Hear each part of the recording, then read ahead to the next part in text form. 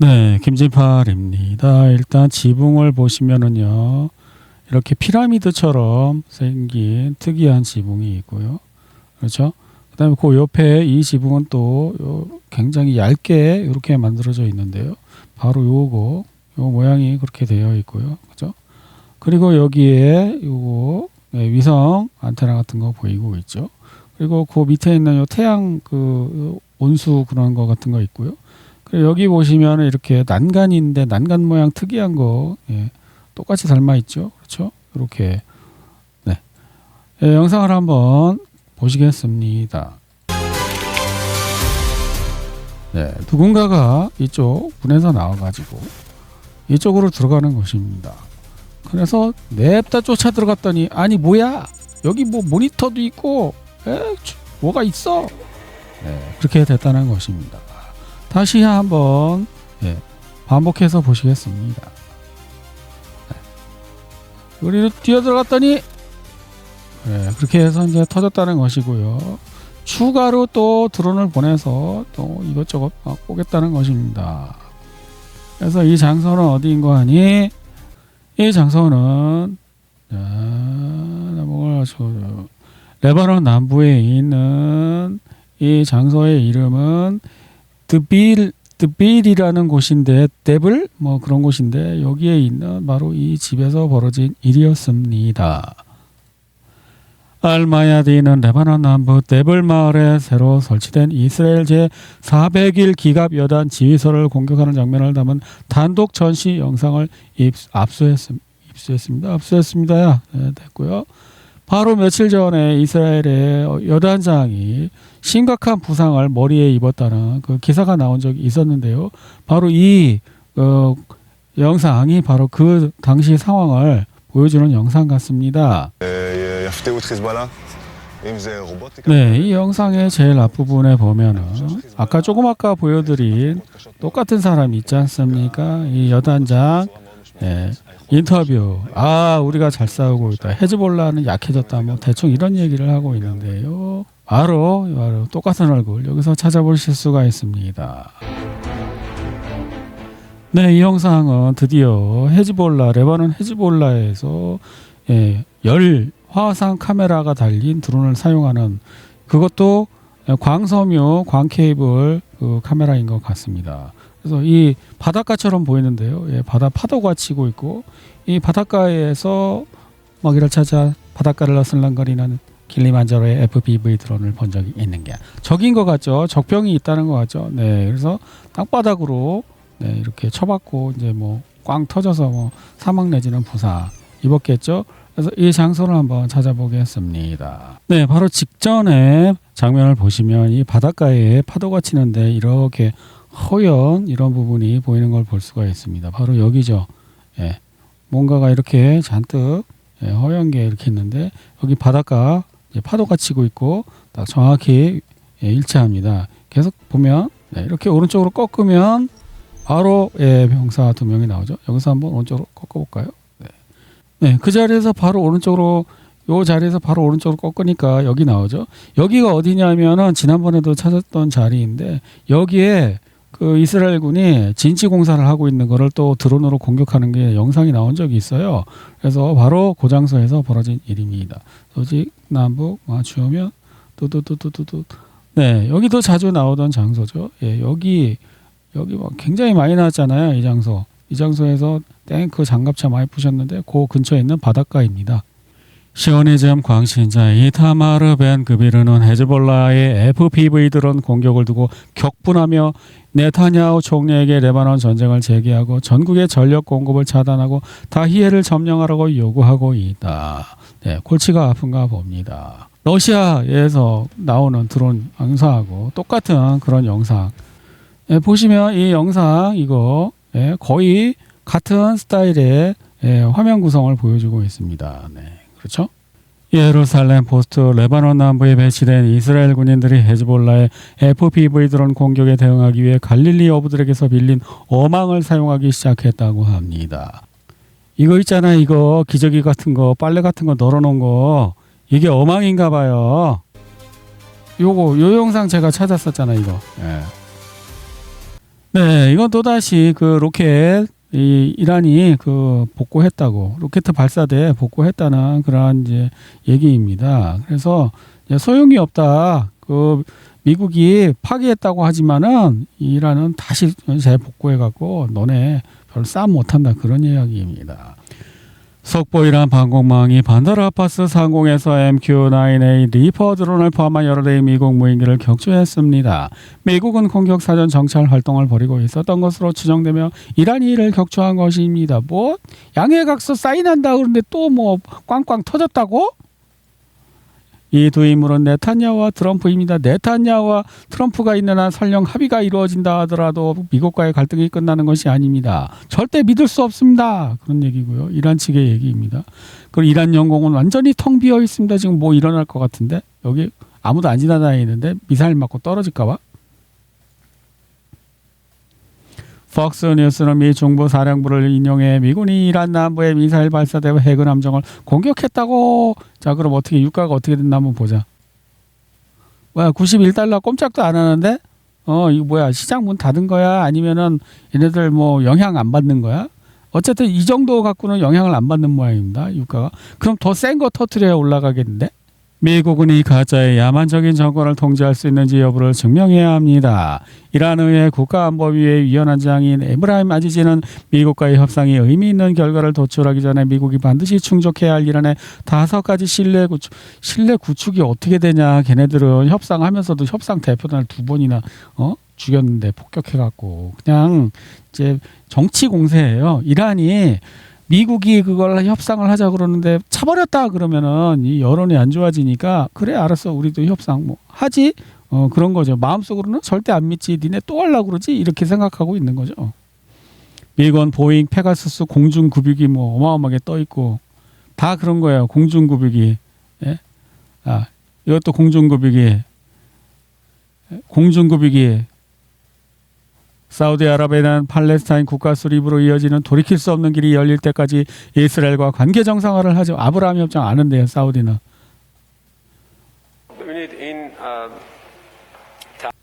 논의된 쟁점 중 상당 부분에 대해 합의에 도달한 것은 사실입니다.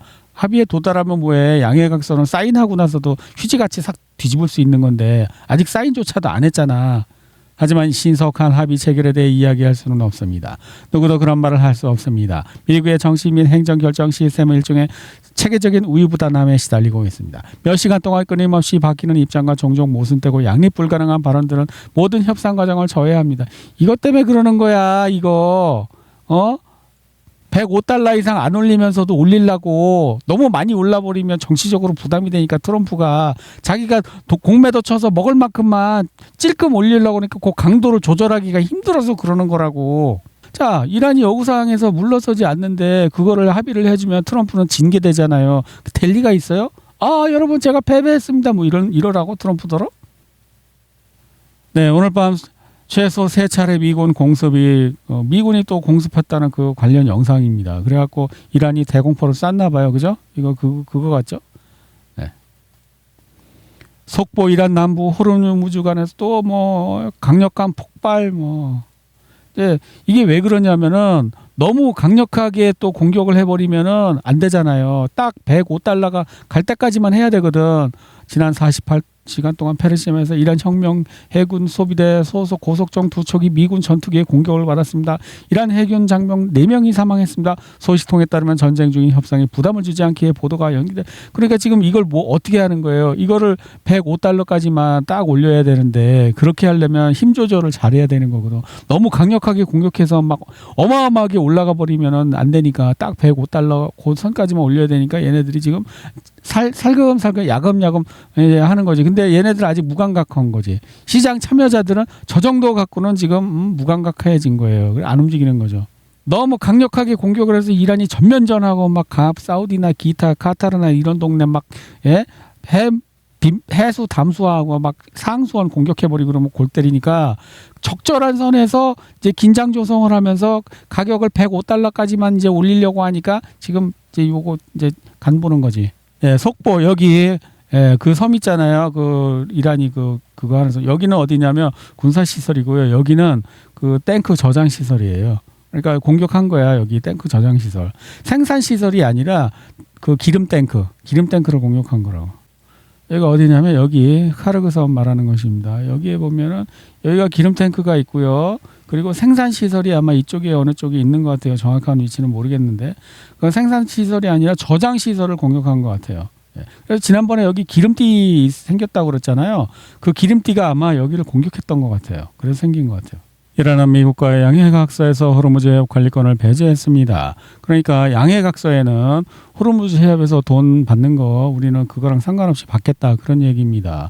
그래서 이거는 통행세가 아니라 호르무즈 해협 관리세. 우리가 여기를 좀 보호하고 있으니까 그거 어디서 하고 있는 거냐면 여기 배 지나갈 때 여기 말레이시아인가 뭐 어디에서 저기 배를 한 대 보낸대요. 그래서 안내하는 그래 안내세를 받는데 그러니까 그런 식으로 하려는 거예요. 야 말레이시아 여기 지나가는데 여기도 하는데 우리는 여기 왜 못해? 여기도 지나가는데 우리가 안내세 받을게 이런 거죠. 이란 혁명 수비대의 허가를 받아 32척의 선박이 호르무즈 해협을 통과했다. 이 32척의 선박은 호르무즈 해협의 진입로와 출구 모두에서 통항 허가를 받았다. 네, 두 번째 RSC 그 영상이 나온 데가 여기라고 합니다. 이쪽 방향으로 찍은 카메라 영상에 나왔다고 하는데 정확히 어딘지는 찾을 수 없고 그냥 카메라 위치를 찾았다고 합니다. ISW 지도를 보시면 수미 지역의 최근 24시간 변화가 보이지 않고 볼찬스크 변화 보이지 않고 쿠피안스크 보이지 않고 리만 지역 보이지 않고 콘스탄티노프가 러시아군이 최근 24시간 진출한 거 빨간 거 두 군데 나오고 있고요. 그 다음에 포크롭스크 방면에서 여기 빨간 거 러시아군 진출한 거 나오고 있고요. 그리고 이쪽에 드네프로페트롭스크 지역 없고요. 굴리아이폴레 지역 변화 없고요. 그리고 자포리자 지역에 변화가 없고요. 헤르손 변화가 없습니다. 네, 벨기에에서 가스 운반선이 러시아에 도착했는데 뒷꽁무니 기관실에 자석식 그 폭발물이 장착되어 있었다고 합니다. 벨기에는 여기입니다. 여기에 이 항구에 있다가 이렇게 해서 여기 러시아 항구에 도착했는데 그 나토 서방에서 만든 자석식 그래서 무슨 폭발물이 발견됐다는 것입니다. 벨기에 안트베르펜에서 출발한 가스 운반선이 러시아 상트페테르부르크 인근 우스트르가 항에 도착했습니다. 러시아 연방보안국은 선박의 핵심 기관실 부근에 부착된 외국산 자석기뢰 2개를 발견했습니다. 폭발물은 선박이 러시아 영해에 진입하기 전에 은밀하게 부착된 것으로 보입니다. 다행히 테러 공격은 예방되었습니다. 네, 이런 거 붙어 있었다고 합니다. 이게 꺼내보니까 폭탄이었다고 합니다. 그래서 이런 거 혼 좀 나야 된다고 뭔가 걔네들 거 폭발시켜야 된다고 그러한 분석입니다. 푸틴 대통령이 모스크바에 참여 없이 외국 법원에서 체포된 자국민을 러시아군이 보호할 수 있도록 하는 법안에 서명했습니다. 이거는 이제 배 같은 거 납포당하면은 너네 나라 쳐들어갈 거야. 그런 합법화되는 법안이 이제 서명했대. 앞으로 이제 열흘 후에 발효된대요. 러시아 기업은 또 이런 거 드론 공격하는 새로운 신무기를 개발했다고 합니다. 아마 자동으로 사람이 하지 않고 AI가 자동으로 조준하는 건가 봐요. 또 우크라이나에서 또 러시아 민간인을 공격했다고 합니다. 이거 또 두 군데 나왔어요. 두 군데. 러시아 항공청이 비행 제한을 해제함에 따라 칼리닝그라드 공항이 정상 운항을 재개했습니다. 러시아 비상사태부는 폐쇄를 초래했던 드론 위협 경보를 해제했습니다. 주목할 점은 칼리닝그라드는 우크라이나와 국경을 접하고 있지 않다는 것입니다. 칼리닝그라드에 도달하는 모든 드론은 폴란드 또는 리투아니아 영공을 통과했을 것입니다. 이는 지리적 사실입니다. 근데 생각을 해보니까 러시아가 여기서 못할 것도 없는 게 육군만 안 들어보내면 되잖아요. 여기 이란처럼 할 수 있잖아. 이란은 그냥 이스라엘에다가 미사일만 쏘는데도 이스라엘이 만세 부르잖아요. 그죠? 그럼 러시아도 그냥 여기다가 미사일만 쏘는 거야. 드론이랑. 그러면 얘네들이 만세 부를 때까지 계속 쏘는 거지. 그리고 쳐들어가진 않아. 니네가 쳐들어와. 우리는 안전한 참호에서 따콩따콩 해줄게. 그런 작전도 가능해 보이는데. 러시아는 외국인들에게 키예프를 최대한 빨리 떠날 것을 권고하며 키예프 거주민들은 군사 및 행정 기반 시설에 접근하지 말 것을 권고합니다. 러시아 외무부 향후 공격 가능성에 대한 경고. 네, 관련 기사가 많이 나오고 있습니다. 마리아 자하로바 대변인도 외국 대사관 떠나시라고 키예프 앞으로 콩가루 만들 수도 있다고 대충 그런 내용이거든요. 네. 푸틴의 지시에 따라 라브로프는 루비오에게 러시아군이 우크라이나군의 필요에 따라 키예프에 위치한 시설과 주요 의사결정센터에 대해 체계적이고 지속적인 공격을 감행하고 있다고 알렸습니다.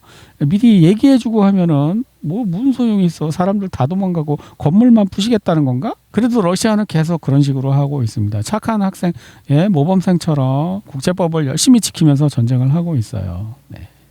미로시니 크네이지 베스티아와 인터뷰에서 유럽의 키예프에 대한 관용이 우크라이나군의 민간인 목표물 공격을 유발했다고 말했다. 이건 러시아 사람인가 봐요. 그는 여기서 핵심 쟁점은 제네바 협약, 추가 의정서 그리고 수많은 협약으로 이루어진 국제인도법을 덮어버려야 하는지 아니면 국제인도법이 모든 사람의 구속력을 갖는지 여부라고 말했다. 우크라이나는 지키지 않는 국제인도법을 러시아만 혼자 지켜야 되냐 그런 얘기죠.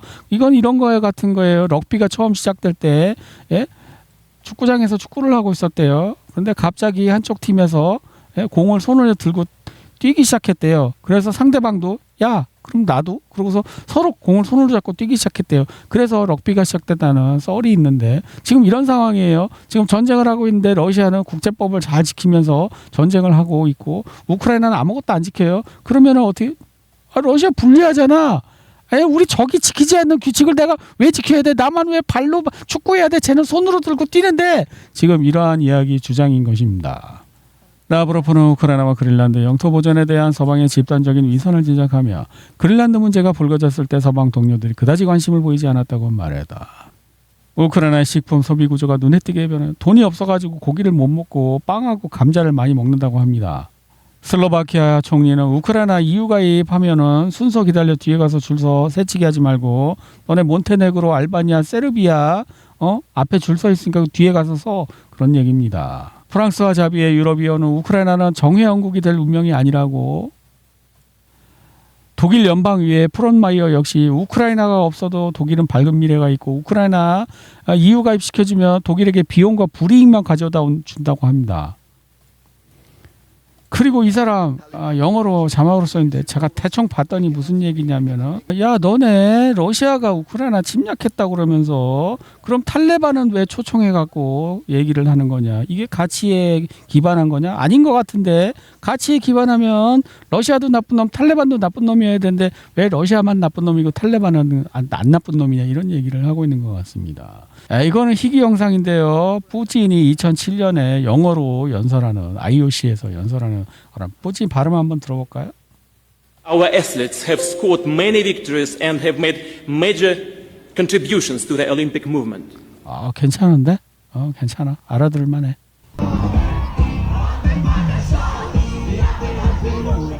네, 이 영상은 우크라이나 영상 같은데요. 우크라이나 남자들이 전쟁터에서 누리고 있는 이 특권들을 보여주고 있습니다. 남자들이 정말 특권을 누리고 있네요. 우크라이나 여자들은 힘들게 이렇게 화장, 꾸밈 노동하고 이렇게 짝짓기 선택받기 위해서 이렇게 춤을 춰야 하는데 남자들은 전쟁터에서 그냥 총알 맞고 폭탄 맞고 사지가 날아가고 막 다리는 저쪽 나뭇가지에 걸려 있고 막 이런 거 굉장히 특권을 누리고 있는 우크라이나 남자들의 모습이죠. 이게 우크라이나만의 일일까요? 한국이나 뭐 다른 나라도 별다를 거 없을 것 같은데. 남성 특권을 시각화한 것, 그녀가 설명하는 내용과 거의 같습니다. 헝가리에 있는 석유회사 공장 폭발 사고가 발생했다니 지난번에도 한번 나온 것 같은데 이거 보면 헝가리에 그 정권 교체를 하기 위해서 막 부정선거도 하고 돈도 많이 써서 시위대도 막 동원했는데 새로운 그 헝가리 총리는 우크라이나 농산물 수입 금지하고 우크라이나산 제품 수입 금지 조치를 복원하고 오르반이랑 다를 것이 하나도 없어.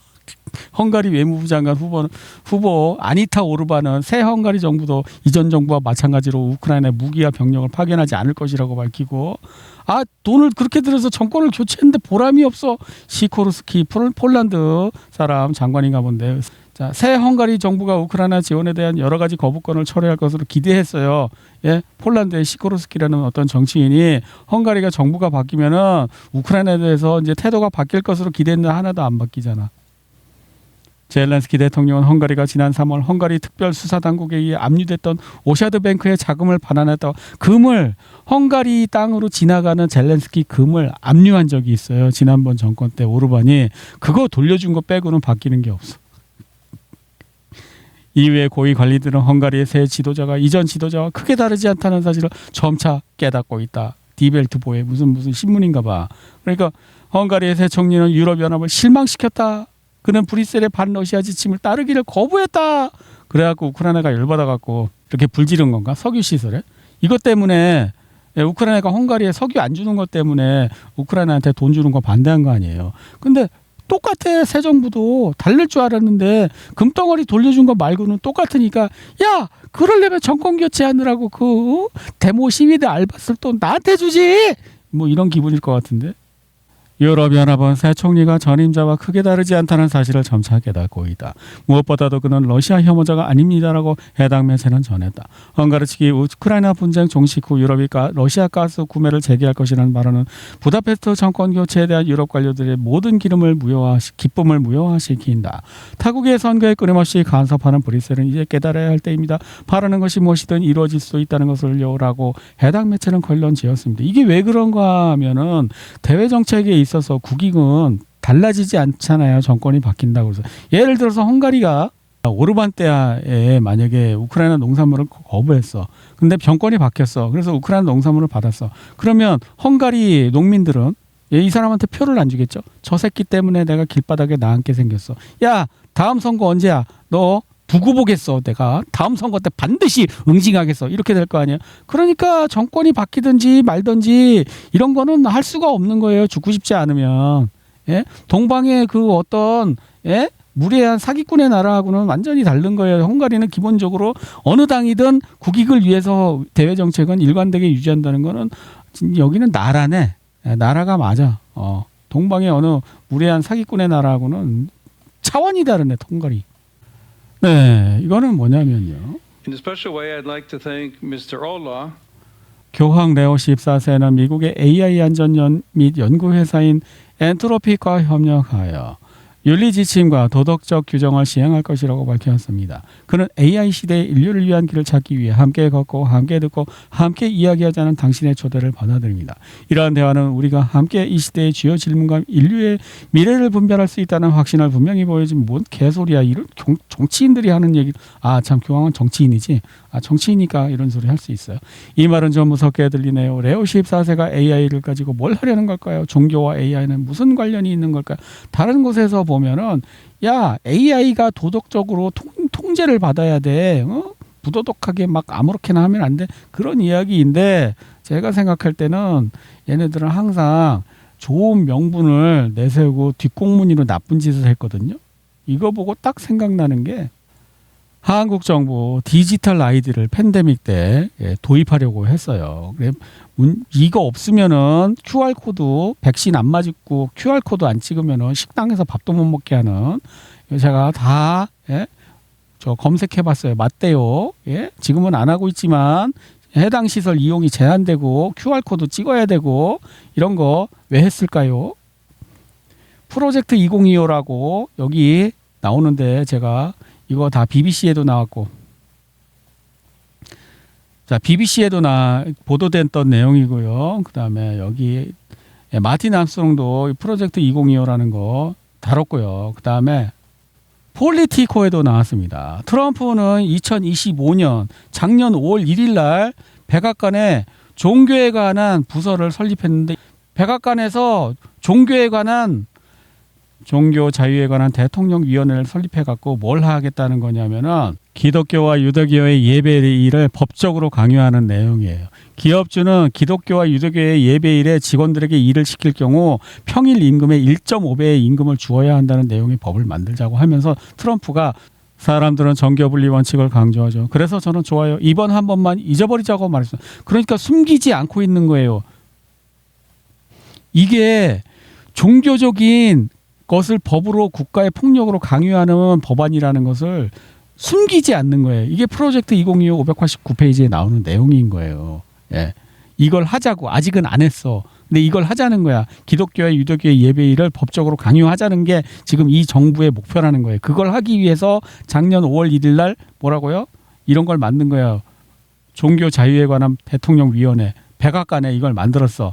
백악관의 기독교에 대한 열정이 점점 더 고조되는 가운데 이 책임자가 폴라 화이트라는 이 여자 방언 터진 목사래요, 이 사람. 그러니까 이걸 하려는 거지. 그러려면 어떻게 일일이 사람을 다 통제할 수 없잖아. 70억 명이나 되는데. AI가 그래서 필요한 거지.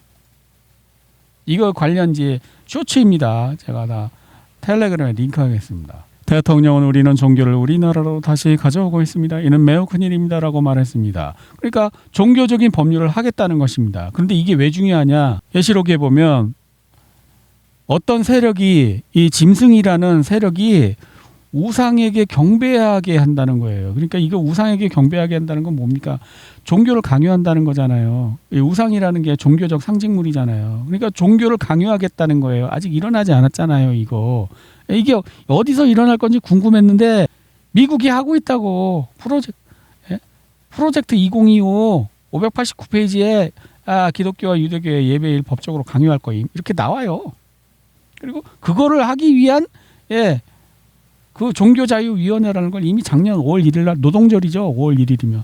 노동절에 노동을 위해서 하는 척하고 사시는 종교에 관한 법률을 강요하는 법률을 만들기를 추진하고 있는 거예요. 그래서 AI가 뭘 할 거냐?